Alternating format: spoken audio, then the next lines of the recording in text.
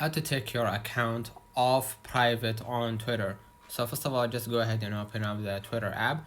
And what I'm gonna do here, I'm gonna just click on my profile icon at the top left. Now what I'm gonna do, I'm gonna just click settings and support, move on to the next step, which is settings and privacy. And from here, what I'm gonna do, I'm gonna just move on to your privacy and safety. In here, you're gonna see multiple options. Just go ahead to the audience and tagging.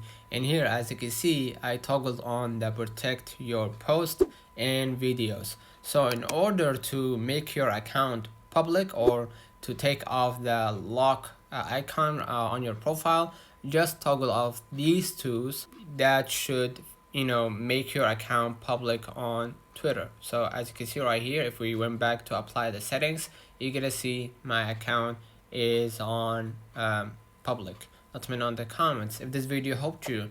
Don't forget to like and subscribe, turn on the notification bell to receive every video we upload.